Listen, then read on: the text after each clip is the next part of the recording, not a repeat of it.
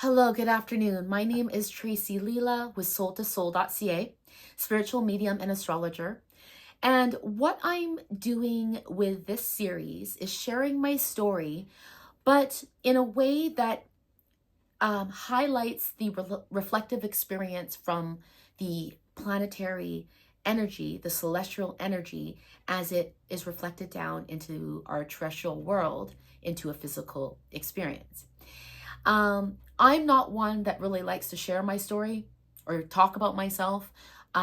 Being a 12th house stellium person, I'm going to be completely open and transparent. I don't really have a lot of good memories to share. But I've worked through my healing where I'm able to be here and talk about it. And so my purpose of sharing my story is to help other 12th house people, but not only that, to help anyone who is facing challenges in their life, to understand the phenomenon of astrology and how it is reflected, not caused, reflected from the celestial above as below experience. And I say reflective, not caused, because we don't want to blame astrology for experiences happening, because the planets don't make things happen per se, as much as it's a predetermined reflective experience that is happening in this realm for the evolution of our soul. Remember, astrology is a divination tool, right? It is like tarot. It's like a pendulum. It's like any physical tool for exploration of ourselves spiritually. The difference with astrology, in my perspective, is that this tool is so tightly knitted with our planet, Earth, and our experiences here, that if there was no planetary system, if there was no as above, if there was no planets, we would not be in existence. And that's pretty deep and profound in its own. Whereas tarot and a pendulum, you can get rid of them and you're still here, right? So astrology really is powerful. And so what I've done is I'm breaking it down into 3 parts, because I'm going to look at, first, I'm going to share with you my stats so you understand who I am, my spiritual connection, and then my 12th house sun and moon, and how my experience is reflective in having a 12th house sun and moon. Part 2 is going to be about my plutonic experience. I have Pluto in my 1st house, and it's conjunct my ascendant. I will share that experience along with my 12th house Venus, because I do believe that Venus and Pluto have this dance together. And then the 3rd part is going to be talking about my 12th house Mercury, and the healing landmarks, the important times of where I can mark certain healing. And I think that will be beneficial for you to reflect on your life, to understand what were those marks, because you not only can see it in the astrology if you look back into your chart, but I believe in our own healing work and shadow work, we have to understand, connect the dots to our life journey. And like, what are we doing here, right? What's our purpose? Okay, so let me get started. Again, my name is Tracy Leela, spiritual medium and astrologer.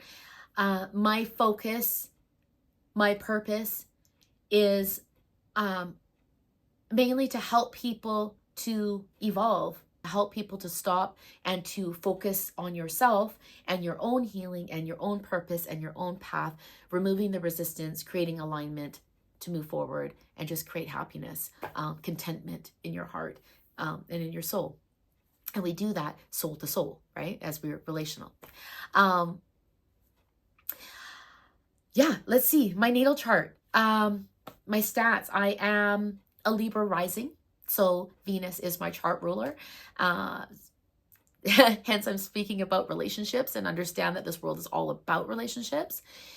I have a 12th house stellium Virgo rules my 12th house. I am a Virgo sun, a Virgo moon, a Virgo Venus, and a Virgo Mercury. So that is my stellium in my 12th house. I have Mars in my first house, and I have Pluto conjunct my ascendant by like 2 degrees. And so, 3 degrees. Well, 10, 11, 12, 13. Yeah, 3 degrees. They're like right there. This is why I try to take my time. I'm trying to slow down. I can be very loud, and I swear. And if you can't handle me being a little rough around the edges, if you can't handle a swear, an F-bomb, an MF bomb in there somewhere, then you may want to unsubscribe. That's okay. I only want people here who want to be here, and that's it. I am unbothered by that. So I'm just, straight up, I'm real, I'm transparent, and I'm here to do my work. I'm here to work with spirit. I'm here to be of service. And I'm here to be authentic, and I'm here to be real. Because through healing, that's what it's about. It's really about finding your authentic self and merging and evolving yourself into your authentic self. And we can only discover that through the healing process. It's like peeling away that onion, getting rid of the bullshit so you can find that gem of who you really are. And that's my purpose, is to help people along that journey. My South Node is conjunct Chiron in my 8th house. That's fun. So I basically have I know that my spiritual gifts stem from a past life. And I also know that there was a lot of healing I had to go through from a past life. A lot of healing I had to go through in this life, having my 12th house stellium, in order to be able to be here and actually work with my spiritual gifts that I was unable to work with in my past life. So I feel honored. I feel spirit. I feel honored to be here working with spirit.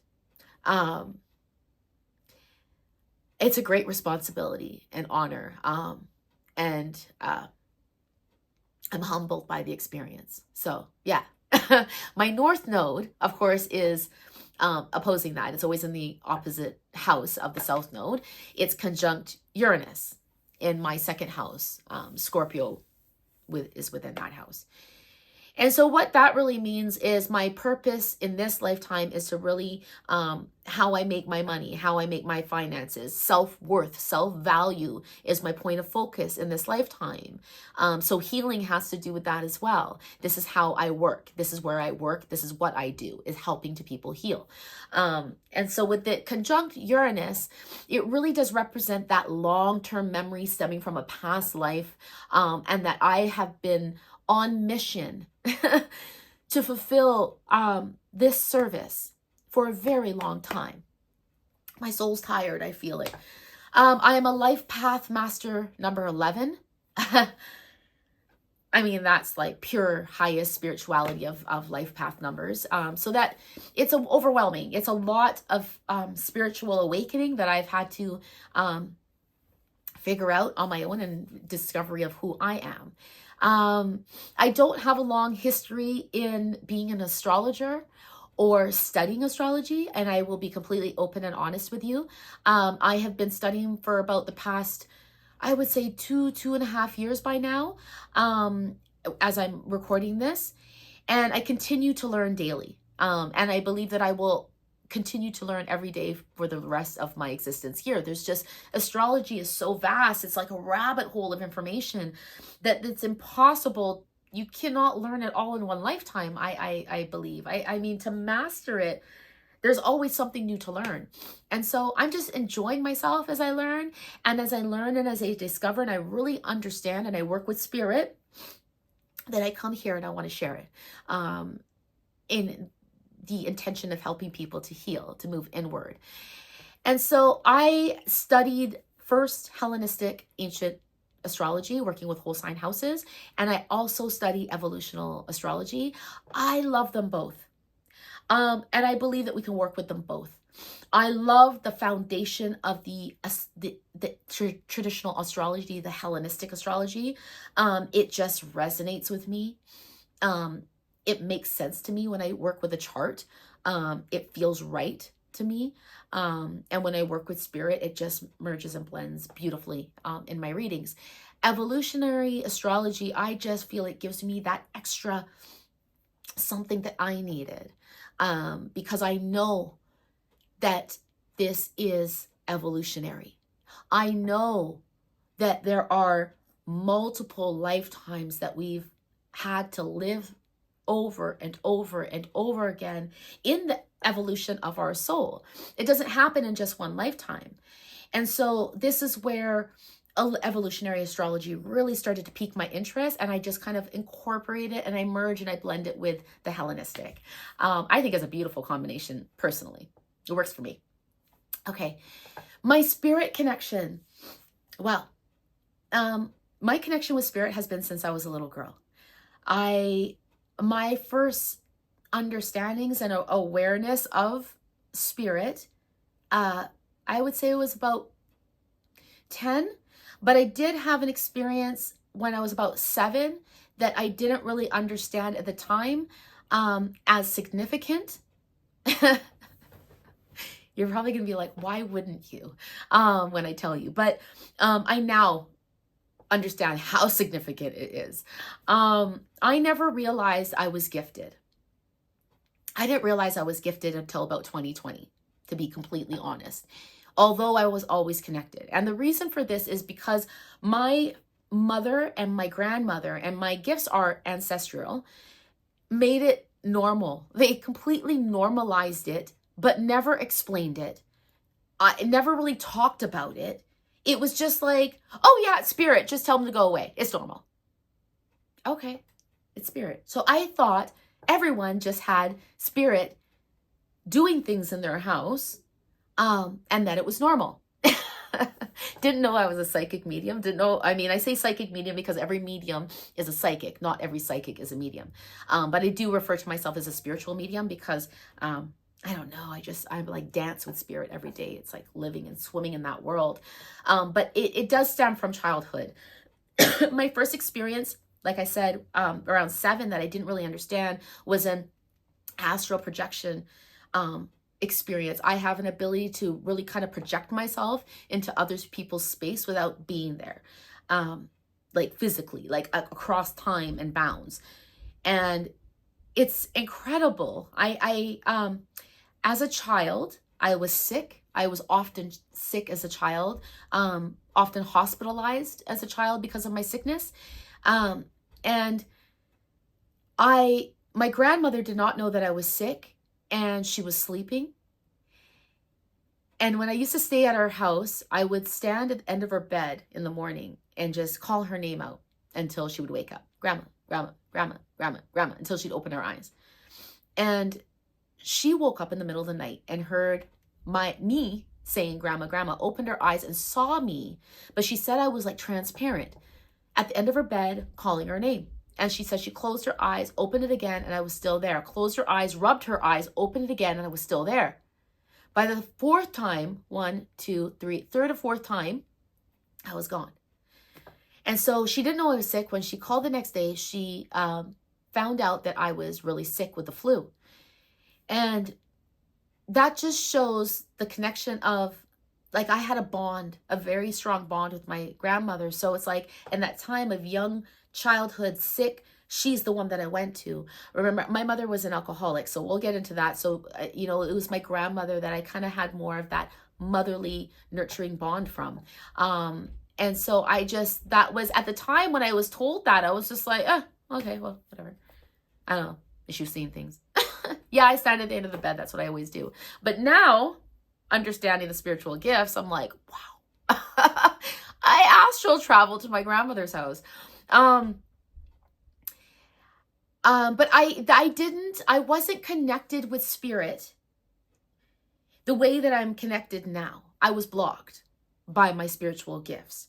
And I will have to say today, understanding the expansive way that one can develop into their gifts, I am so thankful that they were not opened and expanded to the capacity that I am open and expanded with a 12th house stellium, considering the amount of healing that I needed to go through.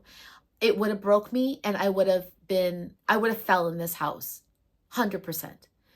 And so I know that my master guide, who is my greatest teacher today, didn't attune me and open and awaken me to my gifts until the right time, where my physical body and my mental body and my emotional body could handle the spiritual content that I was about to experience.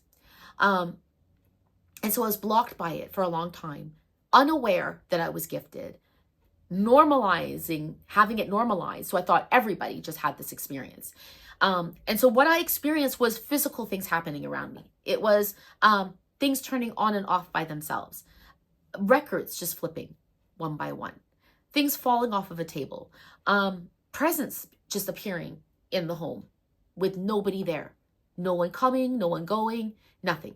And those were the type of things, just physical things happening that were like, there's no other way to explain it. And then there was things like fresh scents in the house, like fresh roses in the house when we never would have roses in the house. And then my mother was also experiencing things as well, where she was seeing spirit, and it was freaking her out. So we knew it was real. We were aware that we're all gifted. No one talked about it. People were experiencing it, and we're just saying, it's spirit, tell them to go away. So that's pretty much how I grew up around spirit. And so it wasn't until 2020 when I decided to take a mediumship development class, a beginner class. And what led me in that direction is the fact that spirit never left me. It didn't matter where I moved, weird things would be happening in the house. Things would still be falling. Lights would still be turning on and off. Things would be, the washer machine, before I touch it, would turn on. Things like that. And it would happen with every move that I would make. And if I lived with people, they would start experiencing it as well when I'm living with them. And I now know who it is. It's my master guide. But at the time I was just like, I don't know, it's spirit. Just tell them to go away. And I just kept telling them to go away. But it kept getting stronger and stronger. And the more I started to lose people in my life, it would get stronger and stronger, to the point that I thought, okay, I'm either crazy or I'm a medium. I don't know. And I started learning about mediumship. I started joining groups. I started just trying to figure out, like, what is this? Is this what I'm experiencing? And I started to realize, I think I'm a medium. And that's when I took my beginner development class with my physical spiritual teacher. I've gone through the beginner class, the intermediate, and the advanced development class in mediumship. And lo and behold, this is long before I even discovered astrology. This is before I even discovered that I was a 12th house stellium. All I knew is that I had an extremely hard life, and that I have spirit around me, and I don't know if I'm crazy or I'm not, but let's see. And then it was March of 2022, more into April, end of March into April, that I began to have a Kundalini awakening. And I know it was a Kundalini awakening because I heard my guides, at this point, I've already finished my advanced. I was actually in course of my advanced mediumship development. So I was hearing, my spiritual sensors are now opening and expanding, not to the point of after the awakening, but, to, I would say that the standard average rate of a really good medium, where majority of mediums are connecting with spirit subjectively, meaning within with their mind's eye, they're seeing them, and with their mind's ear, their inner voice, they're hearing them. Whereas I not only have the subjective, but now I'm realizing that I have the objective. I'm hearing them as if they're right beside me in conversation. I am seeing them as if they're like transparent It's not as strong, my clairvoyance, but I'm hearing them clear. And I'm feeling them because now I'm realizing that I'm a physical medium as well. So they're now working through my nervous system and moving my body. That's what happened after the awakening. Before the awakening, it was just the standard, regular development that a really great medium is experiencing, because there's incredible mediums that are subjective mediums, and they're incredible. I don't want to minimize that. It's just understanding the difference there. It's more rare to be objective, and I don't say that with conceit or anything like that, because there are many days that I see this as a curse and I wish it would go away. But I say that because that's my truth, and this is my story. But I have to work daily to understand it and to work with it so I can contain it and cope with the energy of it, and understanding the blessing of it as it's helping me to be the best medium I can be, so I can be of service to other people. That's my purpose as a stellium 12th house person. And so March 2022, I heard my guide. My guide told me, speaking to me with my spiritual name, you're going through a Kundalini awakening. And I could literally feel the vibration within my root chakra as he was saying that. And he said, as it gets to your heart chakra, you're going to be getting very emotional. And by the time it got to my heart chakra, I began to be experiencing past life healing, but in current real time here. If it wasn't for my mediumship development with my spiritual teacher, who I love, I'm just the utmost respect for her. She's incredible. If it was not for my development with her and understanding the mechanics and the foundations of spiritual senses, of mediumship, of connecting with spirit, of understanding a Kundalini energy and a Kundalini awakening, because I've done my own research on that energy, understanding what it's all about. If it wasn't for that knowledge, I would have fell detriment in the 12th house, good possible death or suicide or mental institution. And I can say that confidently because I know what I experienced. A Kundalini awakening is nothing to joke with, and I want to take a minute just to talk about this because it's very important. There is a lot of content about Kundalini awakening out here on the internet. There's a lot of books written on it. I encourage anyone to learn about it before trying to work with it.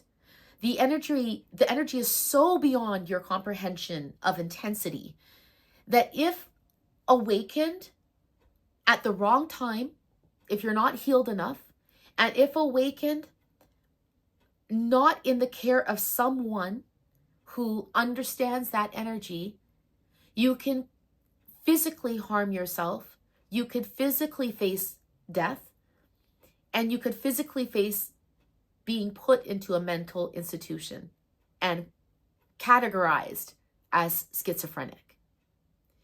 This is the downfalls of a Kundalini awakening going south. And this is what happens when it's awakened too fast, awakened at the wrong time, and not awakened in the care of someone who understands this energy. Now, I will be open and transparent and tell you I was not in the care of a physical person. I was in the care of my master guide in spirit, who was, to me, I was in better care than I would have been with somebody of physical body, because my master guide in spirit has a higher understanding, a broader perspective, deeper, more intensely fierce compassion and unconditional love, that there would be no better care than my master guide to guide me through it. And as I was guided through it, there was attunement. There was time where he had to tell me, lie down, you need to be attuned. And I would physically feel him attuning my body, clearing out my energy, rebalancing myself, fixing myself energetically. And the thing, if you know about energy, when we fix ourselves energetically, we automatically can fix ourselves physically. And so that was my experience and my awakening as to who I am today as a spiritual medium. I literally like dance in between two worlds constantly, all the time, 24/7. I am connected. I don't have to try to connect. I'm already connected. And I do, again, do not say that with conceit. I say that with the utmost respect. It's really hard to cope with this energy. And it's almost like careful what you wish for. But at the same time, I'm a 12th house stellium, so it was inevitable. But that just shows how hard it is for me to contain this energy. And I work at it every day to be able to contain it, to be able to understand it, because even my spiritual senses are opening and expanding all the time. I went through that expansion in 2020. It is 2025. And it's about a 6 to 7 year of development with spirit in opening and expanding your senses. So I am still going through the process at this time as we speak, finishing up with the, you know, the development and the unfoldment of my senses. But at the same time, I want to say that that's not the end. There will always be development. There will always be growth. It's just there's this 6 to 7 year mark that really is important in not only your development, but also determining your commitment. It's my commitment with spirit. Am I going to be committed for 7 years? Because it's a dedication to do the work of spiritual work, to be a practitioner. It's a dedication to spirit, and it's a dedication to divine. And you have to be dedicated. And if you're dedicated for 7 years, then spirit will continue to bless you. I mean, spirit will always bless you, but it's almost like a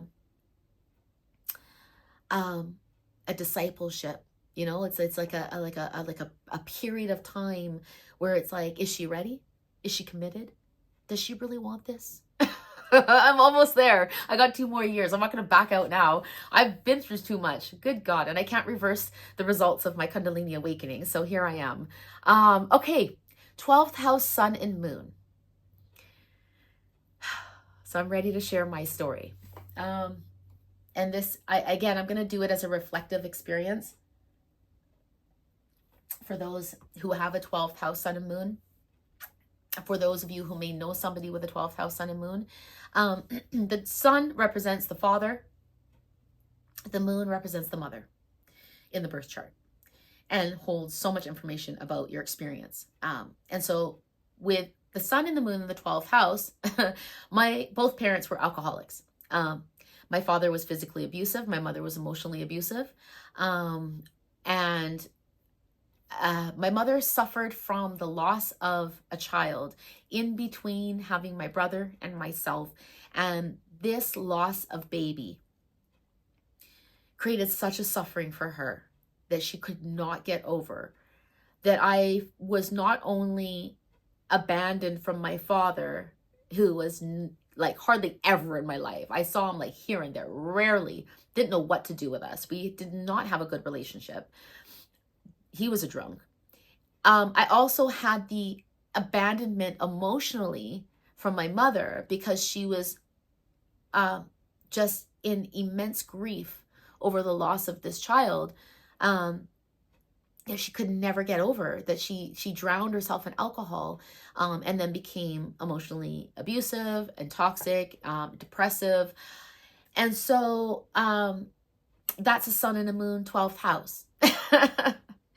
My mother took me and my brother out in the middle of the night. I was about 5 years old. I remember this. Took us in the middle of the night, woke us up and said, let's go. And we left, my dad. We went to my grandparents. We lived there for a bit. Then my mom, I remember, left and she was gone for like days. I kept asking my grandmother, where's my mom? Where's my mom? And I remember my grandmother on the phone talking to my mother. She was in California. I was born and raised in Vancouver. She left. She abandoned us. She wasn't planning on coming back. And my grandmother fought with her to get her ass back home. You have children. I remember her saying that to her. And she did finally come back home, but went deeper into the bottle. And so, I mean, I was literally abandoned by mother and father in different ways. I am that child who grew up in low-income housing with a poor single mother on welfare, drunk. And I had no guidance. I was never validated. I never felt loved. I never felt wanted. I never had choices. I had no sense of belonging. I was on survival mode my entire life. Well, not my entire life. Up until about 19 is when I left that toxic environment.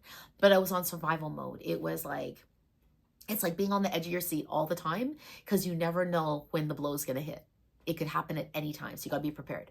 So you're kind of always tense. You're kind of always angry. And, you know, you're just waiting for the blow. I was sick a lot as a child. As I mentioned before about being sick, I had the flu, I had asthma. So I was hospitalized a lot with my asthma. I remember being in oxygen tents, being rushed to the hospital multiple times. And the flu just would hit me so hard. I remember I'd feel like I was dying. And it's just like back to back, always with the flu. And allergies. I had intense allergies where I was just like, my mom would like cover my entire room and bed in plastic. So it's, again, you feel like you're like institutionalized just with this sickness. Again, 12th house topics when we talk about hospitalization. It's also, I believe, connected with Pluto though, and we'll get into that on the second video. Again, I got to talk about my spiritual experience when I talk about the sun and the moon in the 12th house. It did start at 10 years old when I really began aware of weird things happening around the house. And I really, looking back and connecting the dots, again, I didn't understand it at the time because it was normalized that it's just spirit. But I also didn't understand that it was a medium. I actually didn't even understand what a medium was growing up. I knew what a psychic was, but I didn't know what a medium was. Again, because we never talked about it. It was just that spirit, tell them to go away, end of story. No discussion. So I didn't know what a medium was.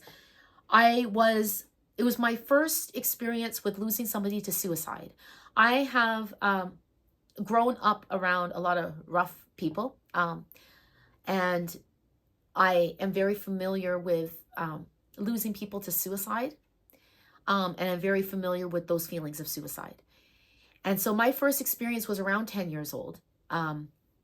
It was a family member who was married into the family who I was extremely close with, who took his own life.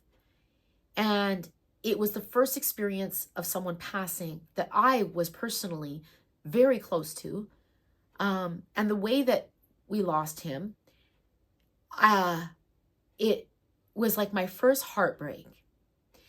And it's interesting because the night that he took his own life, it was just a couple hours, maybe an hour before or 2 hours before he took his own life. I was deciding to do my own hair at home, and I lost it. This never happened to me before. I mean, every time I would do my hair, I just do my hair. It's normal. But this time I did my hair, I started to feel all these emotions and I started freaking out. I started ripping hair out of my head. I started throwing the blow dryer. I started throwing the brush. I was breaking shit. I was losing my shit and I did not know what was happening to me. And so I called my aunt, and my aunt is a sister-in-law of the gentleman who took his own life. She calmed me down because she was the only person that I would go to who could calm me down. I didn't know what was happening. And I found out later that an hour after, 2 hours after, he took his own life. And so now I understand that there's this telepathic communication that I had with him because of the bond that I had with him. He was like an uncle to me. I loved this man so much. He was just the greatest guy. He was so nice to me, you know. He was just such a good guy. And it broke my heart that I lost him, and I just can't help but go back to the experience that I had of that spiritual connection just before he was about to take his life, and remembering that feeling I had within me that had me lose my shit. So that was, to go back, I think one of the very first experience that I had in emotional connection, that's like a telepathic communication connection that you have with another human being. And it's just, I see it as incredible now. And so there was that connection, and the other connection that I can remember as a child growing up, and I'm going to end it out here before we move to part 3. I'm dividing it up because I don't want them to be too long. You don't want to be sitting here listening to me for an hour and a half about my story. So, we can break it up a bit. But I'm just going to want to briefly talk about the sense of knowing that I've had. And this really is related to my Mercury, because your sense of knowing is clear cognizance, and it comes from the head, and Mercury is of the mind and of the head. But I'm also reflecting it based on the sun, because the sun is of our consciousness, right? Which is also of the head and of knowing. So it would also be connected with the clear cognizance and just that awareness. And I hope this inspires you to trust your sense of knowing within, because we all have spiritual senses. It's just, to what degree do you have them, right? I'm a 12th house stellium, so I am full blown in between two worlds, but not everybody is. But we all are connected. We all have them. That sense of knowing is where you just know something. You don't know why you know it. You just don't know how you know it. You just know it. Or you just like, you think of someone, you're just like, and then they call. That's what I'm talking about. And we've all had those experiences. And so what I had at 13 years old, I remember standing in the low income housing co-op that we lived in, and just thinking, what the fuck? This is not going to be my life. I know there's something better for me. This isn't it. There's something better. And I remember standing there, and it was like a sunset or a sunrise, because I remember the colors of the sky. And I just remember looking up to the sky and saying, there's got to be something more. And so I'll leave you with that until part 2.